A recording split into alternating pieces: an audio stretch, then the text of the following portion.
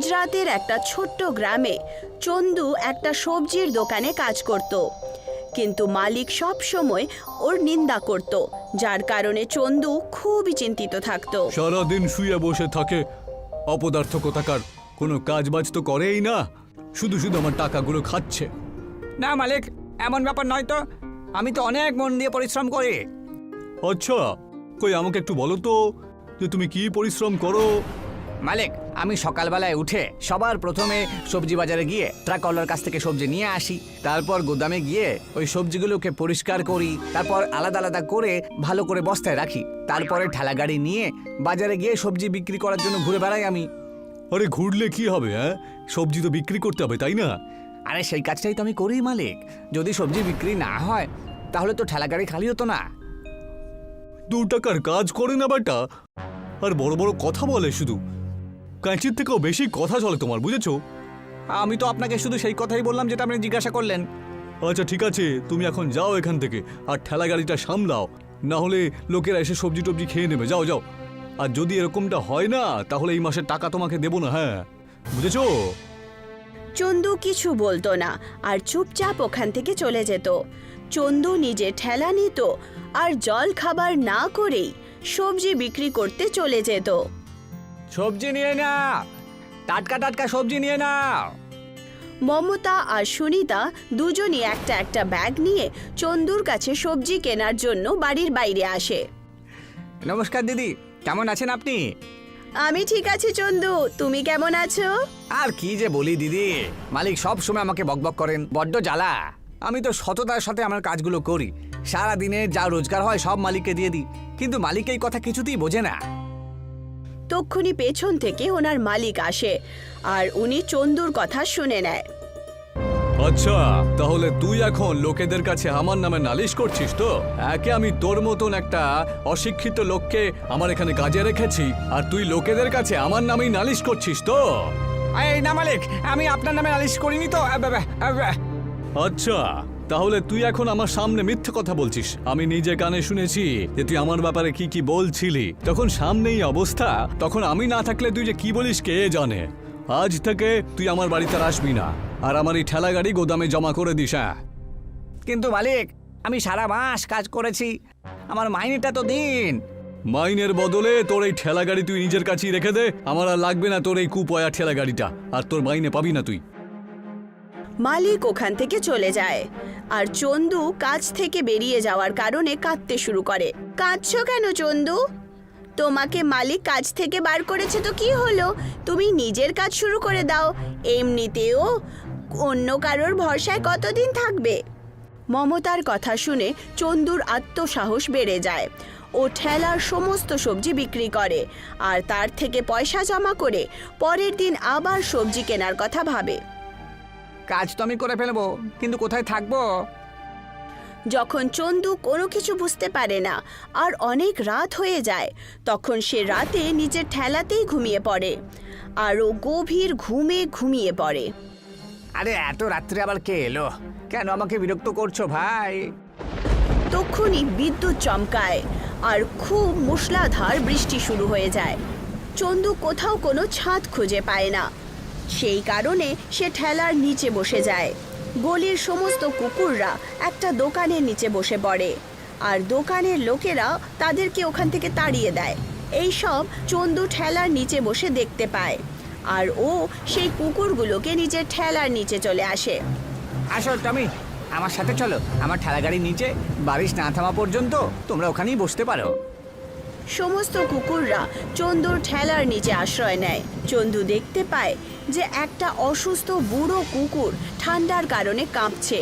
সে নিজের গামছা বার করে আর সেই কুকুরের শরীরে দিয়ে দেয়। কুকুরটা যেন চোখ দিয়ে তাকে ধন্যবাদ জানাচ্ছিল। তক্ষুনি বিদ্যুৎ চমকায় আর ভৈরব দেবতা প্রকট হন। তোমার মনে খুব দয়া দেখছি, তোমার কাছে নিজেরই থাকার কোনো বাড়ি নেই, আর তুমি এই অসহায় প্রাণীগুলোকে সাহারা দেওয়ার সাহস দেখিয়েছো। হ্যাঁ ঈশ্বর, এই অসহায় প্রাণীগুলো বলতে পারে না, কিন্তু আমি তো মানুষ, আমি বুঝতে পেরে গেছি যে এদেরও বৃষ্টি থেকে রক্ষা পাওয়ার জন্য কিছু উপায় তো করতে হবে। সেই জন্য আমি এদেরকে আমার ঠেলা গাড়ির তলাতে সাহারা দিলাম। কুকুররা হলো আমার বাহন, আর ওরা খুব সৎ হয়। তুমি আমার বাহনকে সহযোগিতা করেছো। বলো তোমার কি চাই? হে প্রভু, আমি গরিব মানুষ, সবজি বিক্রি করে আমি আমার পরিবারকে চালাই। আমার কাছে বাঁচার জন্য সব কিছুই তো রয়েছে, শুধু রাত কাটানোর জন্য একটা বাড়ি নেই। যে ঠেলা গাড়িতে তুমি অন্যকে সাহারা দিয়েছো, সেই ঠেলা গাড়ি এখন তোমাকেও সাহারা দেবে। আজকের পর থেকে তোমার এই ঠেলা গাড়ি রাতে একটা বিলাসবহুল বাড়ি হয়ে যাবে, যাতে জীবন কাটানোর জন্য সমস্ত সুখ সুবিধা থাকবে। আপনাকে অসংখ্য ধন্যবাদ প্রভু, আমি এর জন্য আপনার কাছে কৃতজ্ঞ থাকিব। চন্দু বরদান পাওয়ার পর ভৈরব দেবতা ওখান থেকে অদৃশ্য হন, আর চন্দুর ঠেলা একটা আলিশান জাদুই ঘরে পরিবর্তিত হয়। চন্দু সমস্ত কুকুরদের নিয়ে সেই ঘরের ভেতরে চলে যায়, আর টেবিলের ওপর রাখা রুটি কুকুরকে খাওয়ার জন্য দিয়ে দেয়। এই নাও, রুটিগুলো খেয়ে নাও। সমস্ত কুকুররা খুব শখ করে খাবার খায়, আর এখন চন্দু নিজেও ওখানে রেখে দেওয়া খাবার খায় আর ঘুমানোর জন্য চলে যায়। পরের দিন যখন চন্দুর মালিক এই কথাটা জানতে পারেন যে চন্দুর ঠেলা একটা জাদুই ঘরে পরিবর্তিত হয়েছে, তখন উনি কিছু গুন্ডাদের নিয়ে চন্দুর ঠেলা নেওয়ার জন্য চলে যায়। ভালোই হয়েছে তোর সাথে এখানে দেখা হয়েছে আমার। আপনি তো আমাকে কাজ থেকে বের করে দিয়েছিলেন, এখন আমায় কেন খুঁজছিলেন? তোর কাছে আমার ঠেলা গাড়িটা আছে না, আমাকে আমার ঠেলা গাড়ি ফিরিয়ে দে। ওই ঠেলাগাড়িটা আপনার নয়, ওটা এখন আমার ঠেলাগাড়ি। আর এমনিতেও আপনি আমাকে আমার মাসের মাইনেটা দেননি। চুপচাপ আমাকে আমার ঠেলা গাড়ি ফিরিয়ে দে, না হলে তোকে ছাড়বো না। দেখতে পাচ্ছিস তো আমার লোকগুলোকে? হ্যাঁ, ওরা দুজন মিলে তোর হাড়গোড় ভেঙে দেবে। সে আপনি যাই করুন না কেন, আমি ঠেলাগাড়ি আর কখনোই আপনাকে দেব না। মালিক নিজের লোকেদেরকে চন্দুকে মারার জন্য ইশারা করেন। মালিকের আদেশ পেয়ে সমস্ত গুন্ডারা চন্দুকে মারার জন্য লাঠি নিয়ে এগিয়ে যায়। ওদের মধ্যে থেকে একটা লোক চন্দুর ওপরে লাঠি মারে। এটা তোমরা একেবারেই ঠিক করছো না, এর শাস্তি তোমরা অবশ্যই পাবে। ওই গুন্ডারা চন্দুর কথা শোনে না আর তাকে পিটাতে শুরু করে। তক্ষুনি ওই কুকুরগুলো, যেই কুকুরগুলোকে ঠেলার নিচে চন্দু শরণ দিয়েছিল, ওরা এইসব দেখে নেয় আর জোরে জোরে চিৎকার শুরু করে। যখন গুন্ডারা চন্দুকে পেটানো বন্ধ করে না, তখন কুকুররা দৌড়ে চলে আসে। কুকুররা ওই গুন্ডাদের পায়ে দাঁত দিয়ে কেটে ফেলে। আমার পা, বাঁচাও বাঁচাও! কুকুরের কাটার ভয়ে সমস্ত গুন্ডা আর মালিক ওখান থেকে পালিয়ে যায়। আমি তো ভাবতাম এই শহরে আমার আর কেউ নেই, কিন্তু আমার আসল বন্ধু হলো তোমরা। আজকের পর থেকে তোমরা সবসময় আমার সাথে থাকবে। পরের দিন সকাল হওয়ার পর ঘর গায়েব হয়ে আবার ঠেলায় পরিণত হয়, আর চন্দু এখন সেই জাদুই ঠেলায় সবজি বিক্রি করার জন্য গ্রামে গ্রামে ঘুরতে শুরু করে। রামপুর নামের একটা গ্রাম ছিল। সেখানে কিষান ওর মেয়ে মিতার সঙ্গে থাকতো। কিষানের দুটো পা নষ্ট হয়ে গেছিল। ওর কাছে নিজের কোনো বাড়ি ছিল না। একটা গাছের সাহায্যে তিরপল লাগিয়ে ইস্ত্রি করে নিজেদের জীবন কাটাচ্ছিল। একদিন খুব জোর ঝড় বৃষ্টি হয় আর ওর তিরপল উড়ে যায়। আর তারপর বাবা, সব কাপড় ভিজে গেছে আর আমাদের উপরে যেটুকু ছাদ ছিল ওটা উড়ে গেল। এবার আমরা কি করব? বাবু, তুমি কেঁদো না, সব ঠিক হয়ে যাবে। ধৈর্য রাখো। যার কপালে যত কষ্ট আছে সেটা তো সইতে হয়, আর যদি তার কপালে খুশি থাকে তাহলে সেটা সে পায়। এখন চুপ করো আর এই কাপড় দিয়ে আসো আর টাকাও নিয়ে এসো, নয়তো আজও না খেয়ে শুতে হবে। মিতা ভেজা কাপড় নিয়ে যায় আর লোকেদের কাপড় দিয়ে টাকা চায়, কিন্তু কেউ ওকে টাকা দেয় না। সবাই ওকে তাড়িয়ে দেয়। মিতা কাঁদতে কাঁদতে এগোতে থাকে আর ভাবে, কেউ টাকা দিল না, শুধু মাহি ম্যাডামের কাপড় পরে আছে, হয়তো উনি কাপড় নেবার পরে আমাকে টাকা দেবেন। মিতার পাড়াতেই একজন মাহি নামের মহিলা থাকতো। উনি রোজ ওদের কাছে কাপড় ইস্ত্রি করাতো আর ঠিক সময়ে টাকাও দিয়ে দিত। মিতা কাপড় নিয়ে ওখানে যায়। মিতার মুখে কাপড় ছুঁড়ে মেরে বলে, নিয়ে যাও, এই কাপড় আরেকবার ধুয়ে শুকিয়ে ইস্ত্রি করে এনো। ম্যাডাম, যদি কিছু টাকা পেতাম তাহলে। একে তো সব জামা ভিজিয়ে ফেলেছো, এখন আবার টাকাও চাই? আরে যাও, এখান থেকে কিচ্ছু পাবে না। মিতা কাঁদতে কাঁদতে জঙ্গলে চলে যায়। ওখানে একটা নদীর ধারে বসে কাঁদতে থাকে আর বলে, এখন আমি কি করব? কেউ টাকা দিল না, বাড়িতে খাবার কিছু নেই। এখন বাবাকে কি বলবো? হে ভগবান, এখন তুমি আমায় সাহায্য করো। মিতা কিছুক্ষণ ওখানেই বসে থাকে আর ওখানে থাকা বালি দিয়ে একটা ছোট্ট বাড়ি বানিয়ে বলে, ভগবান তোমার সত্যিকারের বাড়ি দিল না, তাই বালির বাড়ি বানিয়ে নি। তখনই মিতার চোখ নদীর বাইরে থাকা একটা মাছের ওপর যায়। মাছটা ছটফট করছিল। মিতা ওকে তুলে আবার জলে ছেড়ে দেয়।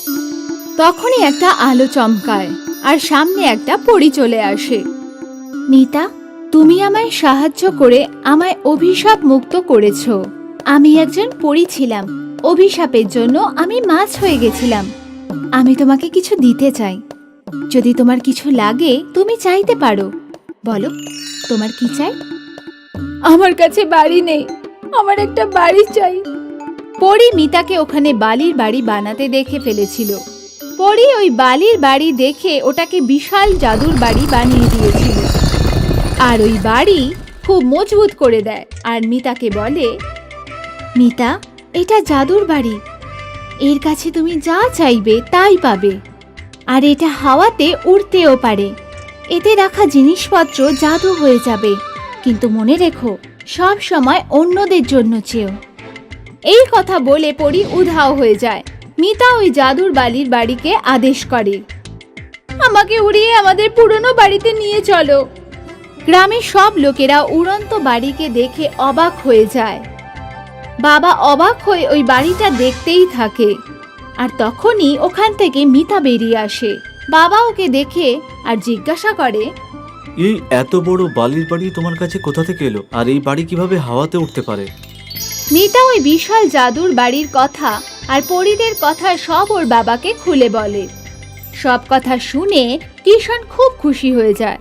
তারপরে ওরা দুজন কোনো লোভ ছাড়াই নিজেদের স্ত্রীর কাজ শুরু করে দেয়। এখন ওরা দুজন কাপড় দিতে কারোর বাড়ি যেত না, বরং নিজেদের ঘর উড়িয়ে নিজেদের সাথে নিয়ে যেত। আস্তে আস্তে দুজনের কাজ বেড়ে যায়। সব লোকেরা ওদের থেকে কাপড় ইস্ত্রি করাতে থাকে। আর একদিন, বাবা, আমি খুব খুশি। এখন শুধু নিজেরই না, অন্য গ্রামের লোকেরাও আমাদের কাছে ইস্ত্রি করাতে আসে। বাবু, আমিও খুশি। আমাদের এইভাবে কোনো অহংকার ছাড়া কাজ করতে হবে আর অন্যদের সাহায্য করতে হবে। কিষাণ আর মিতা দুজনেই ইস্ত্রির কাজ করছিল। তখনই এক গ্রামের লোক বাড়িতে আসে আর ওদের কাছে সাহায্য চায়। কি ব্যাপার? আমরা কিভাবে সাহায্য করতে পারি আপনাকে? কিষাণ ভাই, আমার বউয়ের বাচ্চা হবে, ওর শেষ মাস চলছে। ওকে নিয়ে খাল পাড়া করে ডাক্তারের কাজ করতে হবে। গ্রামের লোকেরা খালের রাস্তা বন্ধ করে রেখেছে। এখন আমি কিভাবে ডাক্তারের কাছে নিয়ে যাব? ওখানে দাঁড়ানো মিতা এসব শুনছিল। তখনও বলে, কাকা, তুমি চিন্তা করো না, সব ঠিক হয়ে যাবে। তারপর ওরা তিনজন উড়ে খাল পাড়ে যায়, যেখানে ওই গাড়ি দাঁড়িয়েছিল। তারপর মিতা ওই গাড়িটাকে জাদুর বালির সাথে বেঁধে দেয় আর জাদুর বালির বাড়ি ওদের উড়িয়ে হাসপাতালে নিয়ে যায়। কাকা, এখন তুমি যাও আর গ্রামে ফিরে ভালো খবর শোনাও। এই কথা গ্রামের সবাই জেনে যায় যে কিভাবে ওই জাদুর বালির সাহায্যে মিতা আর ওর বাবা গ্রামের লোকেদের সাহায্য করছে। সবাই ওদের দুজনকে খুব সম্মান দিতে শুরু করে। একদিন ওদের মালিক মাহি, যে কিছুদিনের জন্য গ্রামের বাইরে গেছিল, যখন ও ফেরে তখন ওই বাড়ির ব্যাপারে সব শোনে। শুধু এই দুজনের প্রশংসাই শুনছি। এখন তো আমার কান পচে গেছে। ওই দুজনকে মজা দেখাচ্ছি আমি। তারপর মাহি লুকিয়ে ওই জাদু বালির বাড়িতে যায় আর ওখানে রাখা জামাগুলোকে ইস্ত্রি দিয়ে পোড়াবার চেষ্টা করছিল, কিন্তু সবকিছু উল্টো হতে থাকে। স্ত্রী ওকে পোড়াতে উঠে পড়ে লাগে। আরে আরে, এসব কি হচ্ছে?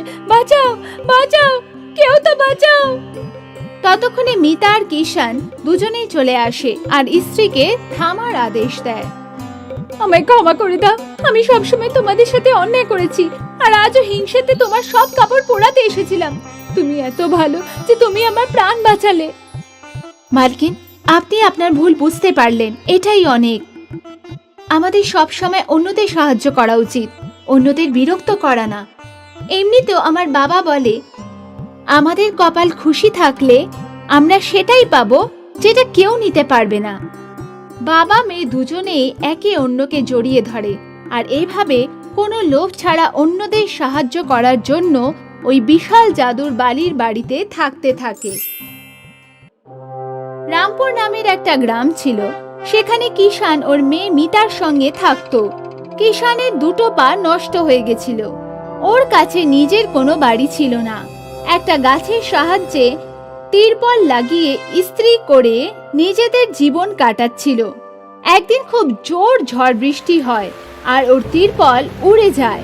আর তারপর বাবা, সব কাপড় ভিজে গেছে আর আমাদের উপরে যেটুকু ছাদ ছিল ওটা উড়ে গেল। এবার আমরা কি করব? বাবু, তুমি কেঁদো না, সব ঠিক হয়ে যাবে, ধৈর্য রাখো।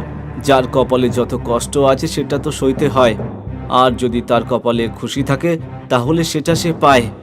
এখন চুপ করো আর এই কাপড় দিয়ে আসো আর টাকাও নিয়ে এসো, নয়তো আজও না খেয়ে শুতে হবে। মিতা ভেজা কাপড় নিয়ে যায় আর লোকেদের কাপড় দিয়ে টাকা চায়, কিন্তু কেউ ওকে টাকা দেয় না। সবাই ওকে তাড়িয়ে দেয়।